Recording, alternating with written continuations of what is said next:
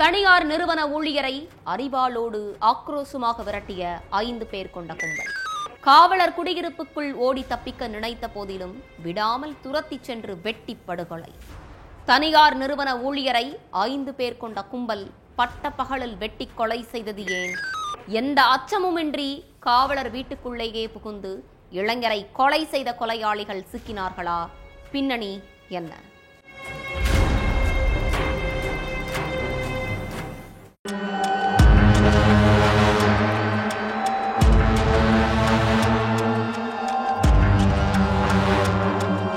தில்லை நகர் காவல் நிலையத்துல சிறப்பு காவல் உதவி ஆய்வாளராய் இருக்கிற செல்வராஜ் வீட்டு ஹால்ல நாற்காலியில உட்கார்ந்து இருக்காரு.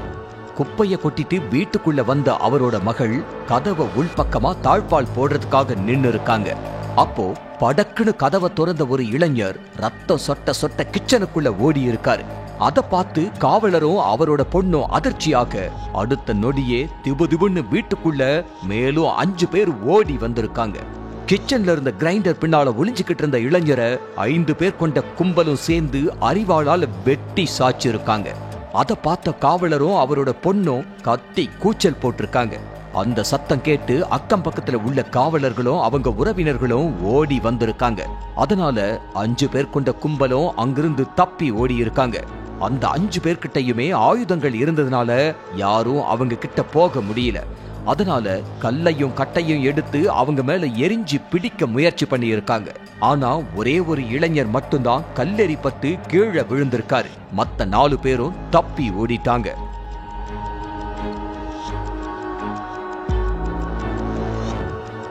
இதுக்கிடையில காவலர்கள் கொடுத்த தகவல் படி அங்க மோப்பனாய் மற்றும் தடயவியல் நிபுணர்களோட பாலக்கரை போலீசார் வந்துட்டாங்க. வெட்டப்பட்டு கிடந்த இளைஞரோட சடலத்தை மீட்டு போஸ்ட்மார்ட்டத்துக்கு அனுப்பி வச்ச போலீசார் பிடிபட்ட இளைஞர்கிட்ட விசாரணையில இறங்கி இருக்காங்க. அப்பதான் கொலை செய்யப்பட்ட நபர் யாரு, எதுக்காக கொலை செய்யப்பட்டாரு, என்ன முன் விரோதம்னு எல்லாமே வெளிச்சத்துக்கு வந்தது. திருச்சி பீமநகர் செடல் மாரியம்மன் கோயில் கீழத்தெருவை சேர்ந்தவர் தாமரை செல்வன். ஸ்ரீரங்கம் பக்கத்துல உள்ள ஒரு தனியார் மோட்டார் நிறுவனத்துல மெக்கானிக்கா வேலை பார்த்துட்டு இருந்த தாமரை செல்வனுக்கு கல்யாணமாகி 1.5 வருஷம்தான் ஆகுது. தனியார் நிறுவனத்துல வர்ற வருமானம் போதுமானதா இல்லாததால ரியல் எஸ்டேட் தொழிலும் பார்த்துக்கிட்டு இருந்திருக்காரு. ஏற்கனவே ரியல் எஸ்டேட் பிசினஸ் பார்த்துக்கிட்டு இருக்கிற லால்குடி பகுதியை சேர்ந்த சதீஷுக்கும் தாமரை செல்வனுக்கும் கமிஷன் வாங்குறது சம்பந்தமா அடிக்கடி வாக்குவாதம் நடந்திருக்கு. இதுக்கு மத்தியில 1 வருஷத்துக்கு முன்னால தாமரை செல்வனோட மனைவி ஒரு பெயிண்ட் கடையில வேலை பார்த்திருக்காங்க. அங்க ஏற்கனவே வேலை பார்த்துக்கிட்டு இருந்த சதீஷ் கடையில 1 லட்சம் ரூபாயை கையாடல் பண்ணதா தெரியுது. அத தாமரை செல்வனோட மனைவி தட்டி கேட்டிருக்காங்க.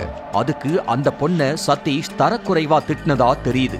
அதனால வருத்தப்பட்ட தாமரை செல்வனோட மனைவி தான் கணவர்கிட்ட நடந்த விவரத்தை சொல்லி இருக்காங்க.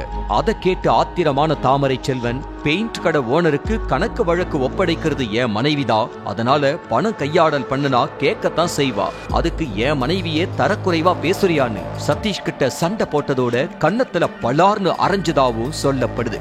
அதிலிருந்தே தாமரை செல்வன் மேல சதீஷ் கொள்ளவெறியில இருந்திருக்காரு. அதோட ரியல் எஸ்டேட்ல கமிஷன் வாங்குறதுல முட்டலும் மோதலும் அதிகமாகி இருக்கு.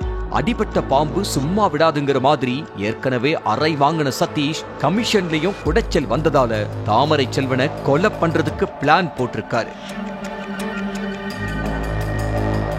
அதுக்கப்புறம் தன்னோட நண்பரும் பல வழக்குகள்ல தேடப்படும் குற்றவாளியுமான திருவானைக்காவல் பிரபாகரனை தேடி போன சதீஷ் தாமரை செல்வனை இதுக்கு மேல உயிரோட விடக்கூடாது, அதுக்கு நீங்க தான் உதவி பண்ணணும்னு கேட்டிருக்காரு.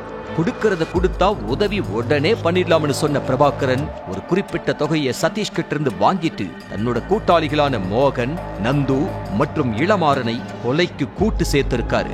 அதுக்கப்புறம் தாமரை செல்வனை 3 நாளா ஃபாலோ பண்ணியிருக்காங்க சதீஷும் அவரோட கொலைகார கூட்டாளிகளும். முதல் 2 நாட்கள் சரியான இடமும் சரியான நேரமும் கைகூடாததால தாமரை செல்வன் கதையை முடிக்க முடியல.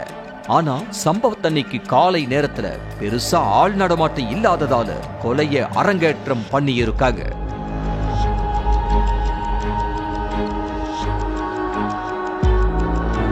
வழக்கம் போல காலையில தன்னோட வீட்ல இருந்து பைக்ல வேலைக்கு கிளம்பி இருக்காரு தாமரை செல்வன். 2 பைக்ல 5 பேரு அவரை பின்தொடர்ந்திருக்காங்க.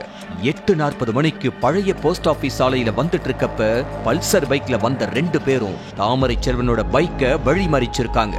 அதுக்கு பின்னால இன்னொரு பைக்ல வந்த 3 பேரு தாமரை செல்வனோட தோள் பகுதியிலையும் முதுகிலையும் அரிவாளால ஓங்கி வெட்டி இருக்காங்க.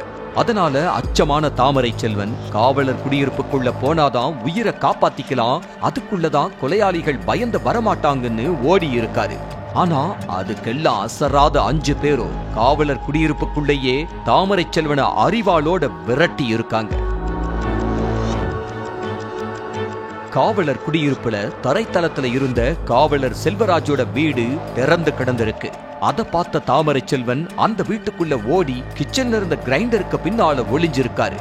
அதுக்கு பின்னாலேயே ஓடி வந்த 5 பேரும் கிரைண்டருக்கு பின்னால பதுங்கி இருந்த தாமரை செல்வனை சரமாரியா வெட்டி கொலை செஞ்சிருக்காங்க.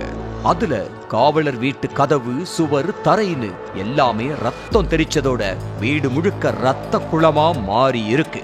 என்ன நடக்குதுன்னு ஒன்னும் புரியாம காவலரும் அவரோட பொண்ணும் கத்தி சத்தம் போட பக்கத்துல உள்ள காவலர்கள் ஓடி வந்து திருவானைக்காவல் கொண்டையம்பேட்டை பகுதியைச் சேர்ந்த இளமாறனுங்கிற இளைஞரை மட்டும் கல்லால எரிஞ்சு பிடிச்சிருக்காங்க.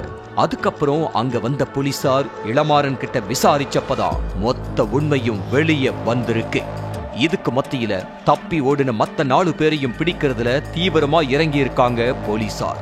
அப்போ உறையூர்ல அந்த 4 தலையும் தென்படுறதா போலீஸுக்கு ஒரு ரகசிய தகவல் வந்திருக்கு.